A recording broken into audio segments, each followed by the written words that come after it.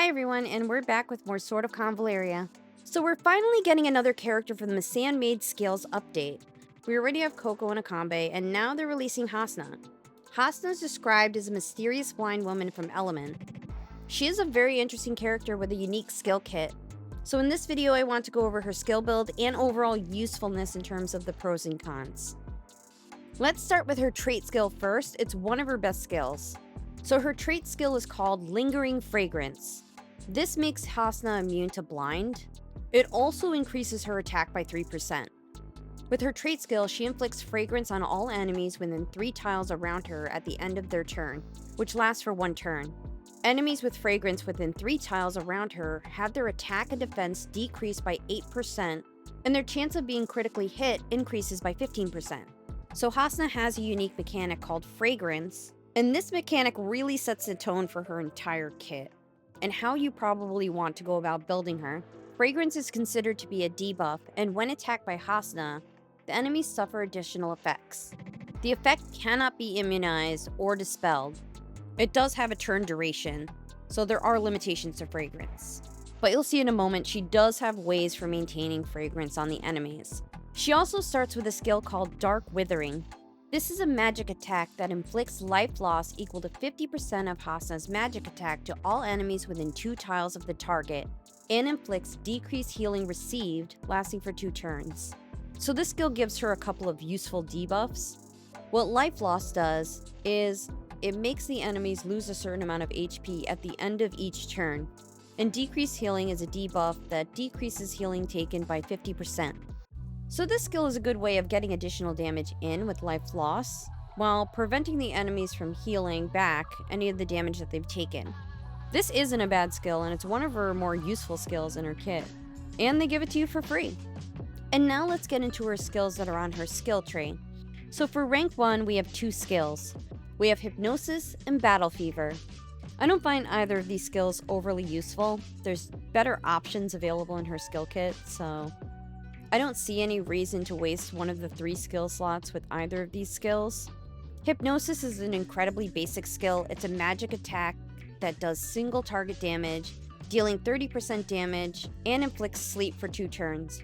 It's really basic. She has better options in her kit. And for Battle Fever, it's a passive, so after initiating an active attack, the character takes 15% less damage. Dealing critical damage additionally decreases damage taken by 25% for 1 turn. Again, she has better options in her kit for passives. You'll see in a moment when we go up the rankings.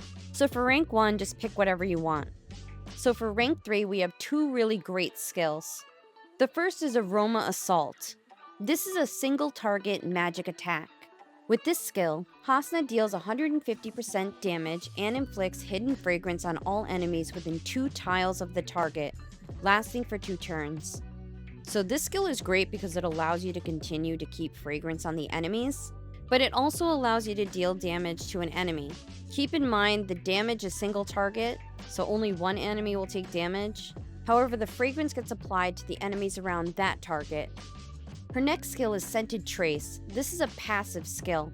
So for this skill, after attacking, inflicts fragrance on the target for 2 turns. When attacking enemies with fragrance, the character recovers 2 energy. When defeating enemies with fragrance, additionally recovers 40% HP for the character. This passive is just jam-packed with so many benefits. First, it gives you a way to maintain fragrance on an enemy. It allows you to recover energy, which means that you can spam your skills more frequently. And the HP recovery gives her some kind of sustain. I think both skills for level 3 are good, but I personally would take the passive over the skill. I think the passive edges out the skill just a little bit because of how much the passive offers. So for level 5, we have 2 reaction skills to choose from, and they're not all that different. So her first reaction skill is called Soft as Flowers. With this reaction skill, when Hasna is hit by an active attack by an enemy with fragrance, the damage taken is decreased by 30%. So this option is full-on damage reduction. Her other reaction skill is called Rage, and again, when hit by an active attack, the damage taken is decreased by 8%. But this skill also grants Hasna increased damage too for 3 turns after being attacked. You see what I mean? There's minor differences between these two reaction skills. It really comes down to if you want her to be super tanky, take soft as flowers. But if you want to take advantage of her damage, then Rage is probably a better option, and you're still getting the benefit of some damage reduction. For rank 7, this is another one where both options are pretty good. So your first choice is Assault, and this is a support skill. It's instant, so you can continue her action after using this. And what this support skill does, it gives her increased crit damage, and increased movement for 1 turn. The skill does have a lengthy cooldown at 3 turns, and the buffs only last for 1 turn. So that's something you might want to keep in mind when making your choice. The second option for rank 7 is a passive called Scent Tracker. So for this skill, at the start of the turn, if there are enemies with fragrance within 4 tiles of the character, Hasna will gain increased crit 2, increases the maximum range by 1 tile, and allows moving 2 more tiles after landing a critical hit. So with this passive, she's getting a 30% increase to crit pretty consistently as long as one enemy within her range has fragrance.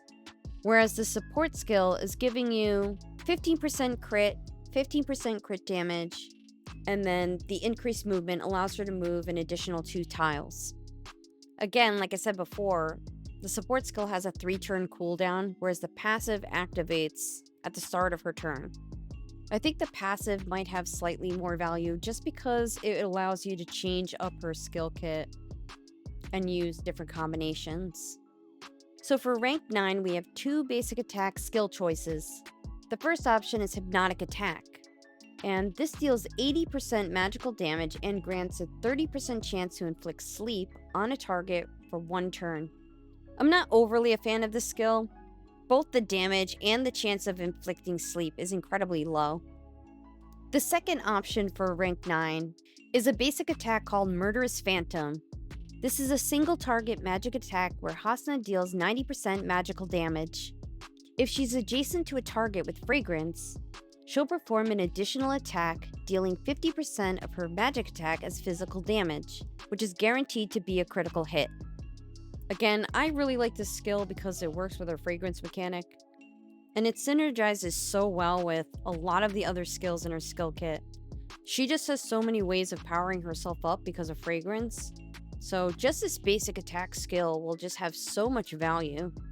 So for rank 9, I definitely think Murderous Phantom is the best option here.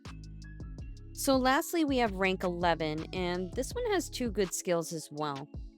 The first skill is called Penetrating, and this is a magical damage single target attack. With this skill, Hasna deals 140% damage. The damage is increased by 170% against enemies with fragrance. Before attacking, her crit and crit damage are increased by an additional 15%.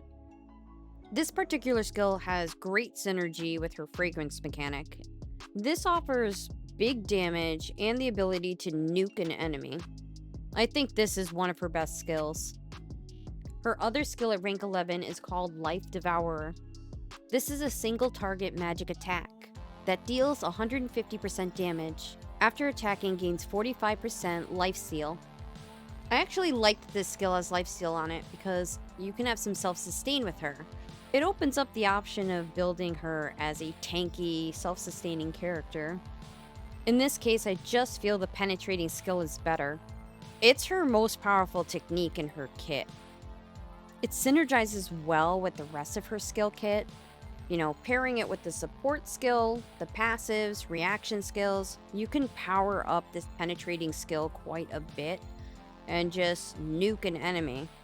The penetrating skill does cost a lot of energy to use, but that's why I like the passive that gives you energy, because you'll get more opportunities to use this skill.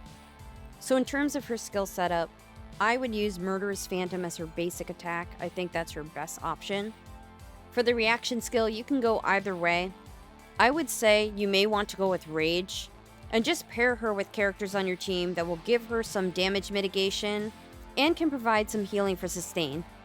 With respect to the 3 skill slots, you could really go whatever direction you want. I would absolutely use Penetrating as one of the skills and then go from there.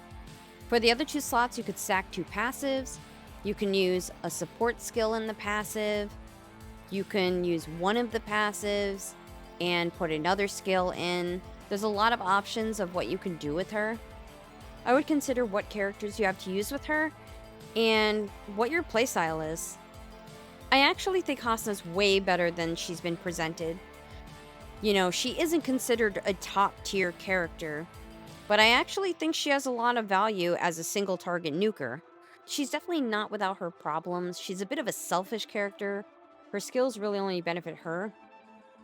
She also doesn't have any type of AoE, so you could get overwhelmed if there's too many enemies. I think overall, Hasna's not a bad character at all. She's a really powerful single target character. I think if you like her as a character, she's worth getting. And I definitely think you could build a team around her and get value out of her. I will say, I don't think she's necessary to get. I think she's the type of character that if you're really limited on some resources, you're better off just waiting and seeing if you pick her up later, potentially when you're summoning for another character that you want. Thank you so much for watching. Don't forget to subscribe, and I'll see you soon. Bye.